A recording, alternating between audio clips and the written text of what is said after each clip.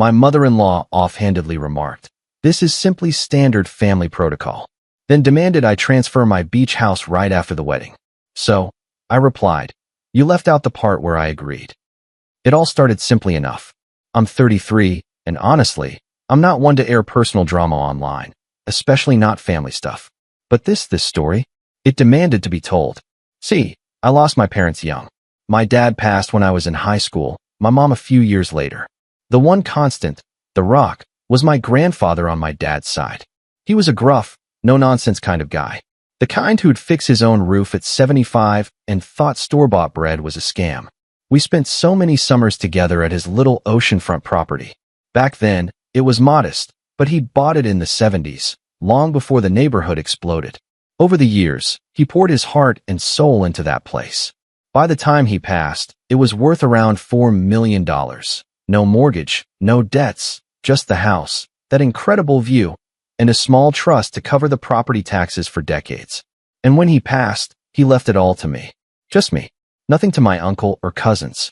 He said, and I'll never forget it, you're the only one who actually gave a damn about me when I was alive. No one contested it. Maybe they thought I'd sell it, but I didn't. I kept it.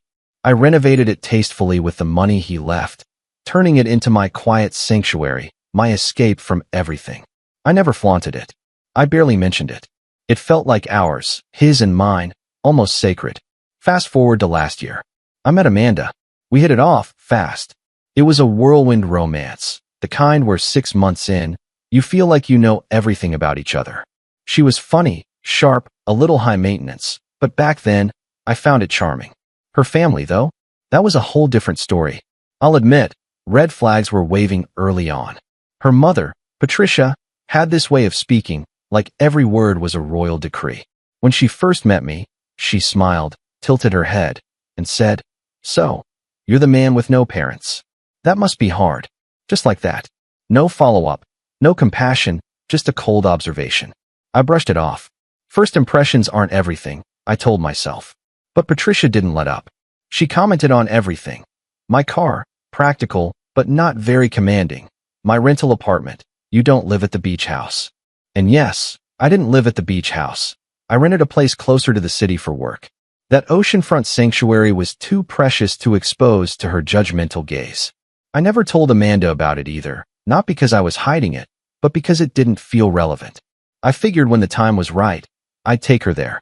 As things got serious and we started talking marriage, I felt her family's opinions leaching into her perception of me. The constant little jabs. You should dress more executive. Or, maybe Caleb should think about investing in property soon. Amanda would laugh them off, but she never, ever defended me. That silence was deafening. Still, love makes you compromise, right? Or maybe it just makes you blind. Either way, I proposed. She said yes, and we had a small, elegant ceremony. Nothing flashy, just close friends, a few relatives, and of course, her entire extended family who RSVP'd like it was a royal gala.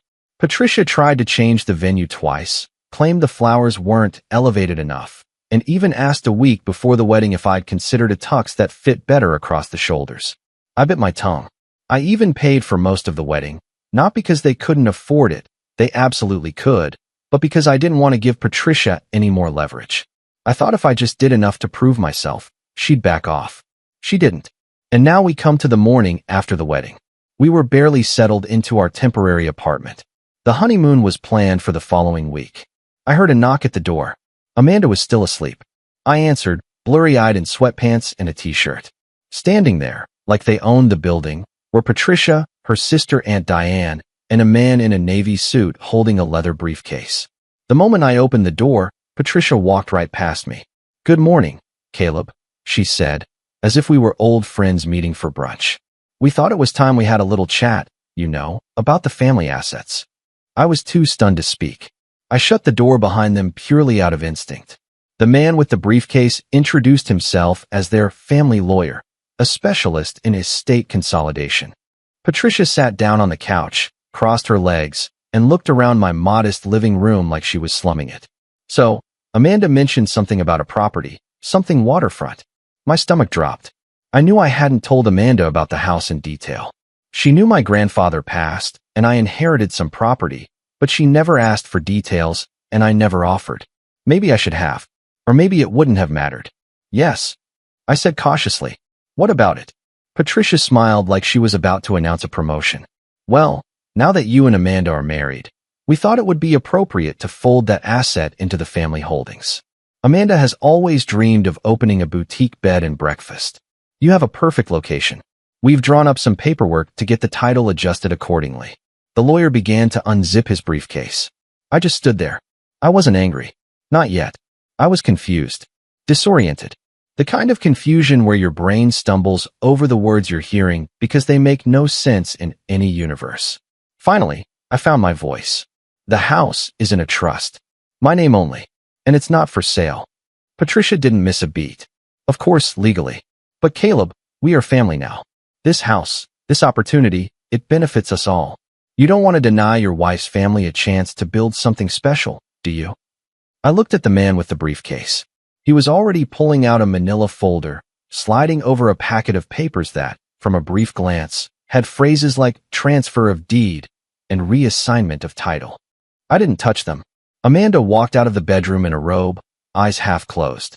What's going on? She asked, groggy.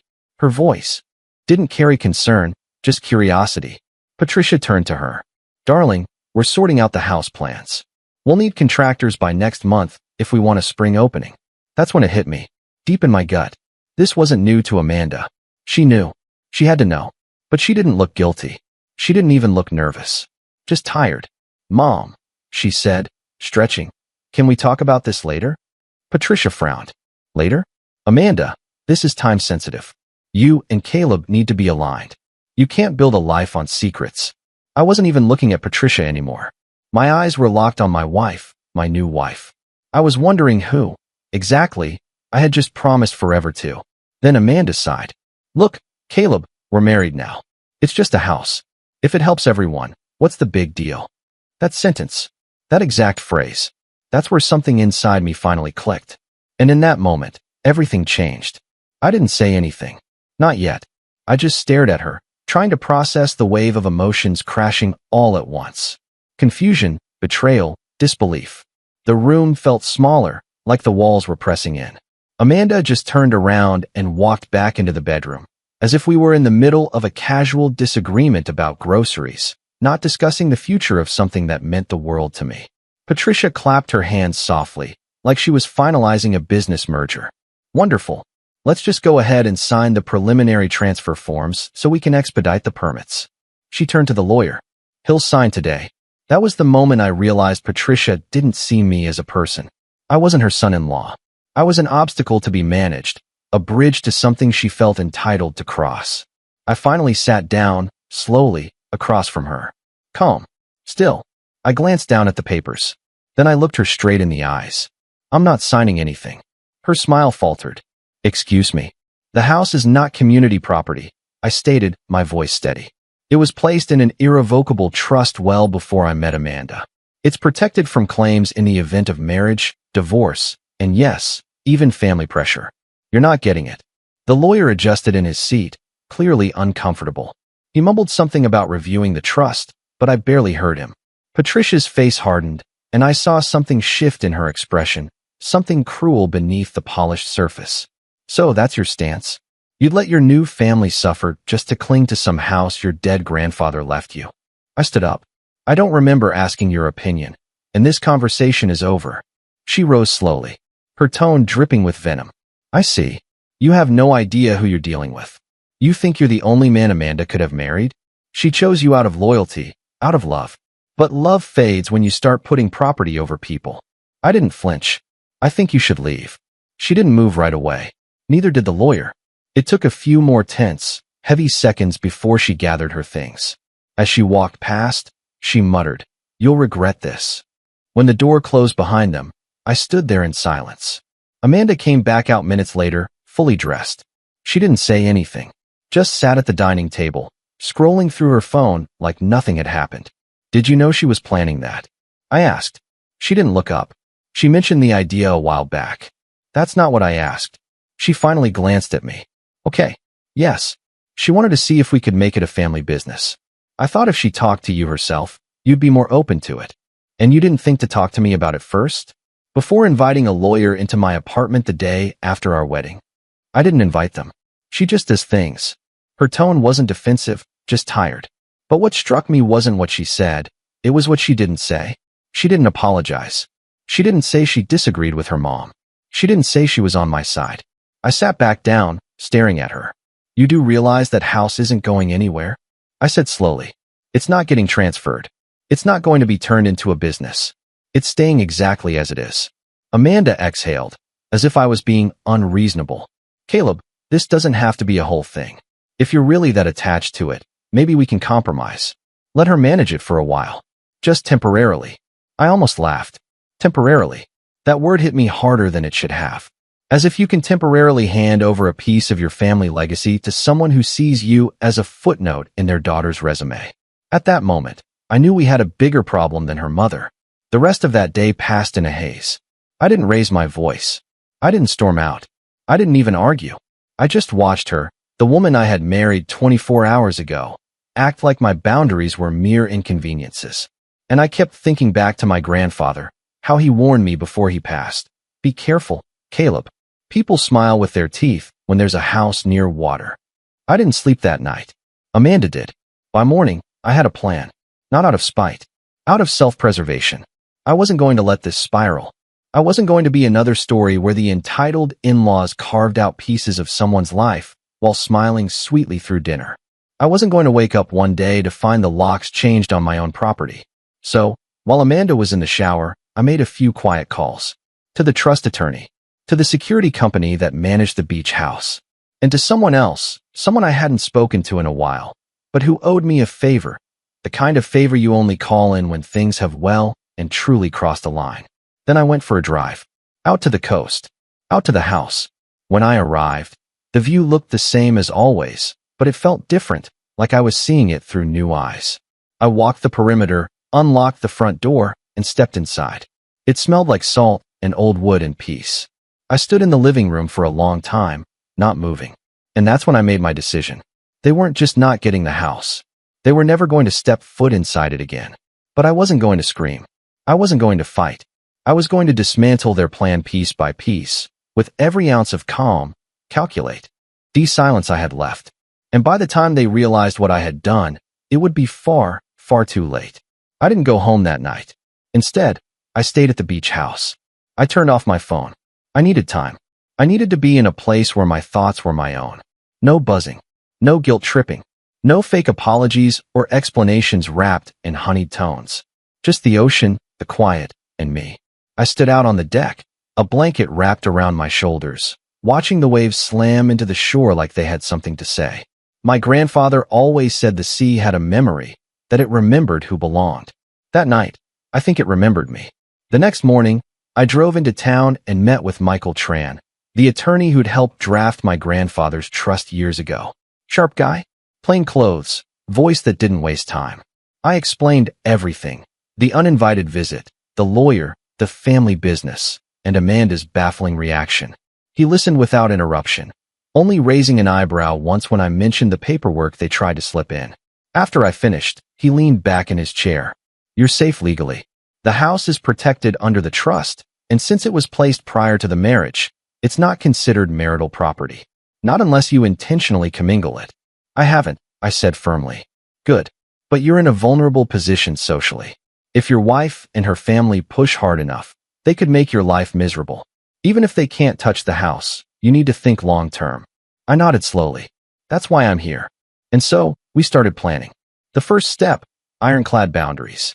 Michael amended the trust with an addendum, something my grandfather had included as a suggestion but never filed.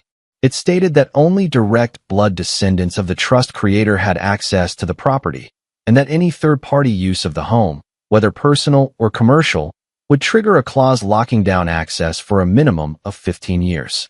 Extreme? Maybe, but necessary.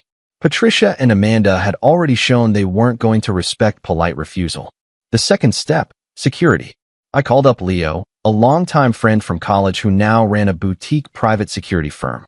He specialized in wealthy clients with privacy concerns. A few favors and a hefty invoice later, the beach house was scheduled for a full overhaul. Discreet surveillance, electronic gate, biometric locks, the works. Leo didn't ask many questions, just said, "You expecting trouble?" "Not yet," I replied. "But I like to be early." He nodded. "We'll make sure nobody steps foot on that sand without your saying so." The third step, paperwork. So much paperwork. I filed for a temporary separation. Not a divorce, not yet. I didn't want Amanda or Patricia to catch wind of what I was doing. Not until I was ready. But the separation gave me room to move, to breathe, and to legally redirect my assets back into a separate account that only I controlled. No shared credit lines, no joint investments. Every dollar that had my name on it got quietly walked back into my corner.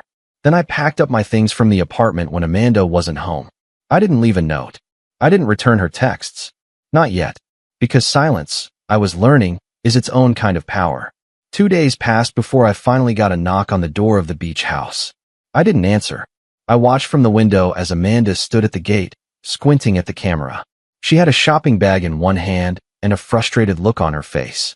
The gate didn't open. She knocked again, then rang the new intercom. "Caleb," she said, her voice echoing through the system. "This is ridiculous. Just let me in. We need to talk." I leaned against the wall and stayed quiet. A few seconds passed. She crossed her arms. "I know you're in there. You can't just ghost me like this. What are you even trying to prove?" Her voice wasn't angry. Not yet.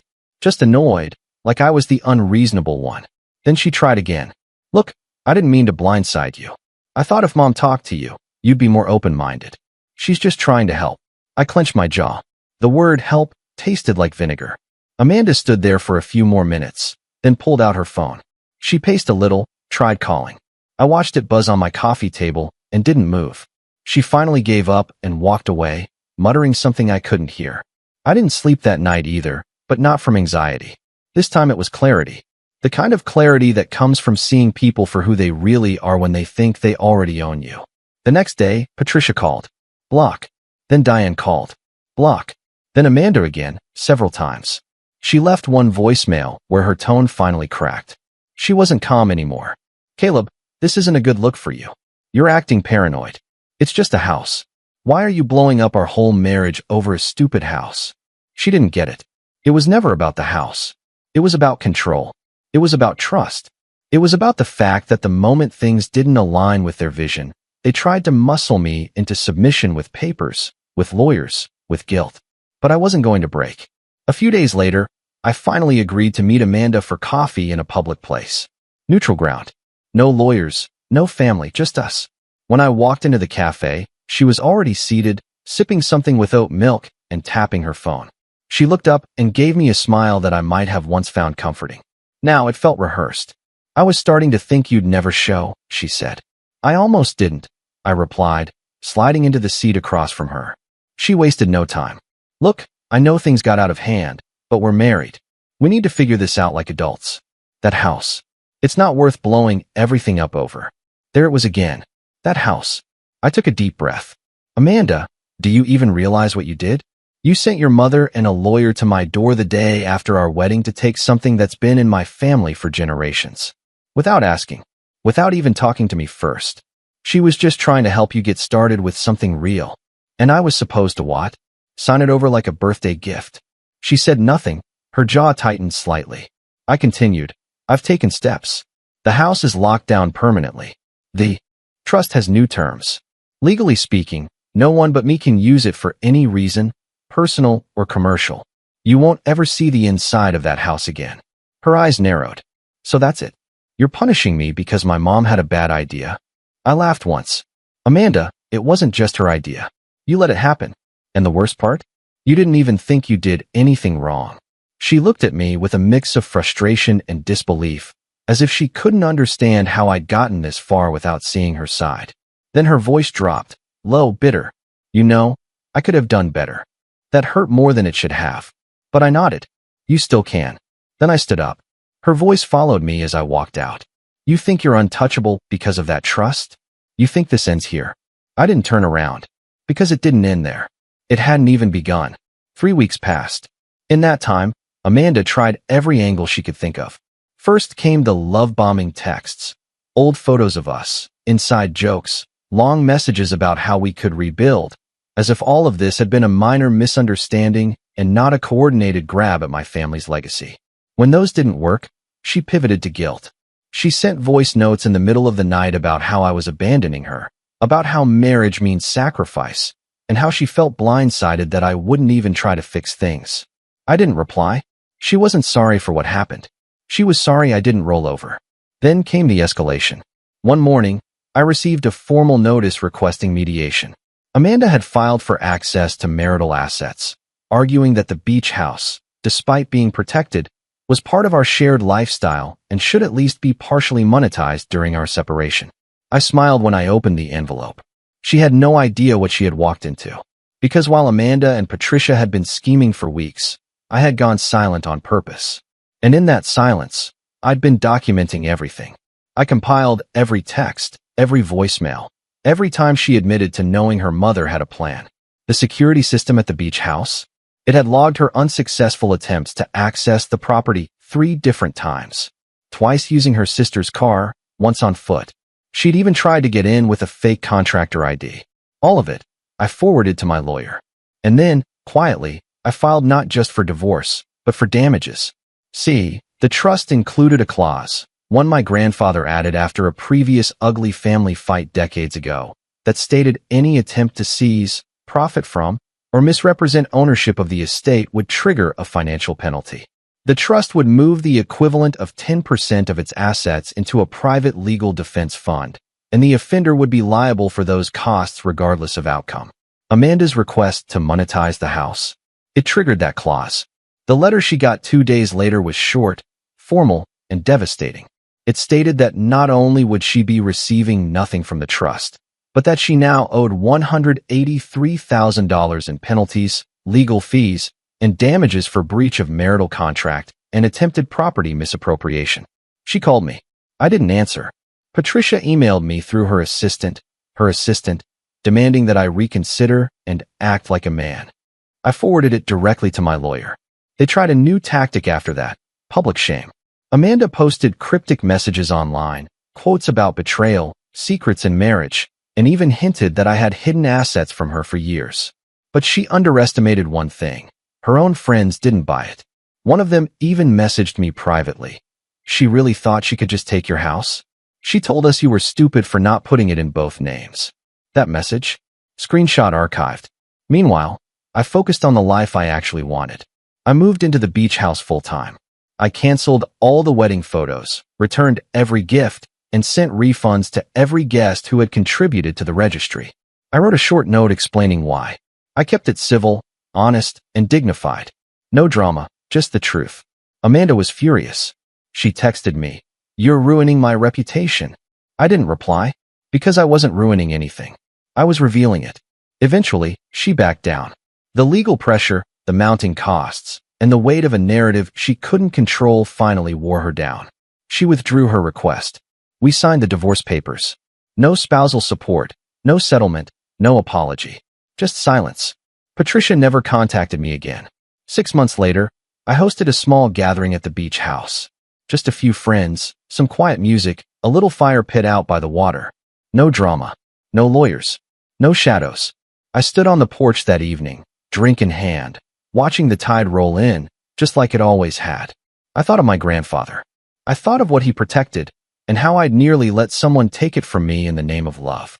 But love, real love, doesn't come with ultimatums or contracts or ambushes in your living room the morning after your wedding. It comes with honesty, with respect, with choosing someone because of who they are, not in spite of what they own. I still believe in that kind of love, but now I know the difference. And the next time I meet someone, I'll tell them about the house on day one. Not to impress them, but to see if they care too much. Because the ones who don't, they're the ones who belong. And this time, I'll make sure the gate stays closed until I'm absolutely sure who's on the other side. What would you have done in my shoes? Have you ever faced such a shocking betrayal from someone you loved? Tell me your thoughts in the comments below. I really want to know what you think.